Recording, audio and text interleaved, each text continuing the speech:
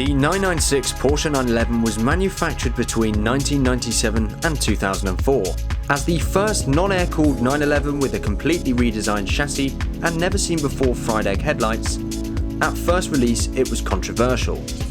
Regardless, 20 years on, this car has absolutely proved itself worthy of the badge, and although originally over £60,000, you can now pick up your very own good example for less than 15 grand. Combine this with the fact that the base 996 model would go from 0 to 60 in just 5 seconds and top out at well over 170 miles per hour, does it make it the bargain of the decade?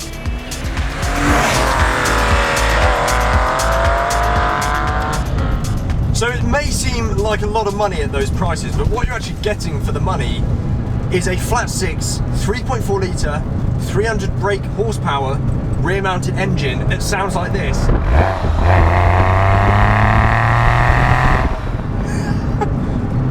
And obviously you get the unique handling characteristics that come with a Porsche 911 as the engine is in the back. There's pretty much no weight at the front, meaning that the front end turn-in is very, very sharp, and the front always feels very light, which can feel a little bit unsafe, but actually all in all it feels really, really nice. As far as ride quality is concerned, it's not exactly spongy. I'm sure the 992 911 that's come out recently is probably a long way improved on this 996. To compare it to something, well, my Z4, which is behind me from 2004, which I would describe as quite a harsh ride, is definitely a lot smoother. So it is definitely a bumpy ride, not something you'd necessarily want to, I certainly probably wouldn't want to daily this car. Also on that, the gearbox is quite laborious to use as the throws are pretty long, and I know that the automatic variant of this car, well, it would have come with a Tiptronic gearbox, which back in the day is not, it's very, very unresponsive and not something you'd want either. So in terms of dailyability, it's probably not the most dailyable car out there. I can think of probably better cars from this era that would be. But yeah, it's all about that. It's all about that acceleration and the sound from the engine in the back. The power delivery is very linear, and the further up the rev range you get, the faster and the faster the car gets, and it is very good fun to drive. I think also for the age of this car is from 1998. The engine still pulls like it probably would have out of the factory, but also it's aged very well. We all know that the Porsche design language has remained very much similar throughout the years since the first 911, but I do think this 996 generation, which was the first sort of non-air-cooled Porsche with a different design of headlights, I think it has aged well. It's not everyone's favourite. I think the 997, which came after this 911, is probably slightly better looking, but this thing still looks absolutely fantastic. And actually, to the untrained eye, if you didn't know number plates or you didn't know what this car was, you probably wouldn't know it was from 1998. Let's put some windows down here and listen to the car. Woo-hoo! I have deliberately chosen this road because I know the sort of speeds I can get on this road in my Z4. It's probably my favourite road, or one of them, to drive in my Z4. It's very easy to rev match in this. The pedal box is pretty close together actually. I find myself nudging the throttle when I'm trying to find the brake. The throttle and the brake in particular are very close together. But it does feel like one of those cars, I guess, similar to my Z4 and to that Z3M that I drove from the same era as this. It feels like one of those cars that it rewards you the harder you drive it.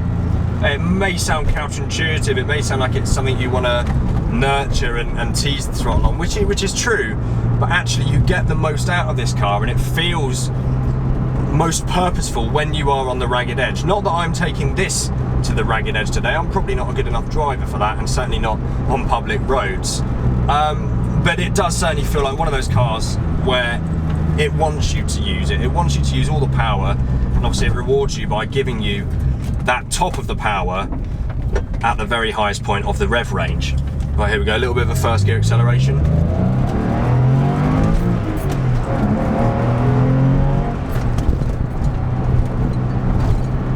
absolutely fantastic. About the driving experience then, if I had to pick a couple of things I don't like, although I mentioned the steering is great because you've got the engine at the back, so the front end turning is very fast. The actual steering response is very slightly delayed.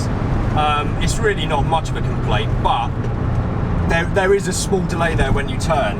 Also on that, a very small thing, and I know the later models came with this as standard, but this steering wheel, I'm not a fan of. It's not very nice to hold, and I don't think it looks great either. But again, who really cares when you're getting a Porsche 911? So you really don't have many mod cons in here. In fact, it looks extremely dated. Charlie, the owner, has installed, or this car has had installed, a Bluetooth headset like mine. But what's great is you've got the analog displays in front of you. In the middle, most importantly, you've got that massive chunky rev counter with a digital speedometer in the middle, which I like. And to the left of that, you've got the speed, but actually really you're looking at that digital counter going up and up and up. Fuel gauge, oil temperature.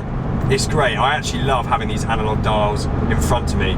You've got the hazard button there, which actually when you go to press it seems like a good placement, but aesthetically looks like a very bizarre placement.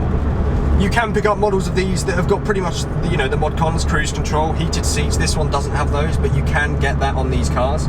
I've got electric mirrors, I've got an electric sunroof. In fact, you know, for a 1998 car, the amenities on here are pretty impressive. Now, if you're quite a big person, you may struggle a little bit with the seats. I'm pretty sure the lumbar support here isn't adjustable, and actually I'm a pretty skinny guy, putting on a few pounds lately, but I'm relatively skinny and small, and it is hugging me very tightly. So I think if you are much larger, you may find this uncomfortable at long distances. However, it definitely holds you in on the corners, which, let's face it, that is the important thing. If you're buying a 1998 or a 996 generation Porsche 911, I think the most important thing you're going to be looking for is the driving experience. That's why you're going to buy one. You're not going to buy one as a nice daily car. You are going to buy one as a fun weekend toy. And I think that is absolutely what this delivers, because yes, it's a bit old and it's very noisy, but when you accelerate and you hear that engine behind you, it just makes it all worth it. And actually the power you've still got, as I mentioned earlier, is quite impressive actually. 300 brake horsepower, but it does feel like a lot more, especially when you're above 5,000 RPM. And to clarify, this is the 1998 Carrera 2 model, so I have actually got a rear-wheel drive 911 right here. It's slightly down on power. I think the Carrera 4 is 10 brake horsepower more, and a 3.6 engine. This is just the 3.4. I'm not quite sure why that is, but this is rear-wheel drive, so probably better for most driving enthusiasts. You then obviously can get the Carrera 4S, which came a bit later, and the 911 Turbo, but they don't really fit into this video because the prices for those are a lot higher. There is also, of course, the 996 GT3, which is getting a lot of traction in terms of people talking about it, and it's still a relatively good price. You can pick them up for 40, 50 grand, and they'll probably go up. But again, different video entirely. This is about how this car is really one of the bargains of the decade, and I do think if you're getting a high mileage one and paying less than 15 grand, maybe it's not a bargain in terms of investment, because you're probably not gonna, you may do, but you probably won't make money on this car if you buy one. But for what you're getting as a driver for that price, that's why I would say this is one of the bargains of the decade. Needless to mention, if you're a bit into that, you get the Porsche brand as well. You've got the Porsche badge on the front, you see it on your steering wheel, you're driving a Porsche, which is really supercar territory. And it's a fantastic entry point for that price into Porsche ownership. Off the back of this video, I would be very interested to drive a 986 Boxster S, obviously from the same era as this 996 911. I would love to drive the Boxster because they are actually probably half the price of one of these for a good one. 6 grand maybe for a nice Boxster with almost around the 6-figure mileage mark. I'd be very interested to drive one of those to see how it feels in terms of power, but also in terms of handling, because that is mid-engine. So yeah, and I think that would draw a nicer comparison to the Z4 as well. So before I end this video, let's just have one last blast up this nice hill in the Porsche 911.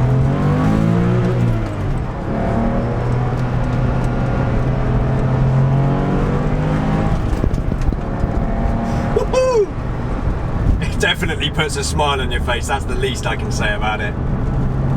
So yeah, so I must reinforce that I don't think I would personally want to daily one of these cars. It's a car that demands quite a lot of input from the driver. You can't really, of course you can relax driving it, but if you want to enjoy the car, I think you really should be driving it quite hard to get that enjoyment out of it. Other than that, considering it's 21 years old now, almost as old as me, it still feels incredibly well put together, but I think that's a given because it's a Porsche, you know, the brand speaks for itself. My last dislikes that I will mention are the gearbox. They're quite long throws. I actually much prefer the changes in my BMW Z4. They're a lot shorter and they almost feel gated because there's a nice clunk to them. This is a lot longer and probably not as nice, in my opinion, to shift. Obviously, lack of amenities, but as we've touched on, it's not really why you're going to buy one of these cars. It's just not important. But other than that, and the steering wheel that I mentioned earlier, I mean, there's really nothing bad to say about this car, given what you pay for it and given the age of it as well. I've obviously thoroughly enjoyed driving it this afternoon. So if you have enjoyed this video, guys, as much as I have enjoyed making it, which would be hard, please do leave it a thumbs up and make sure you subscribe, because there will be another video coming with this car very, very soon, focusing on the exhaust, which has actually been customized. So stay tuned for that. But yeah, nonetheless, leave the video a thumbs up if you enjoyed it, and I will see you guys very, very soon.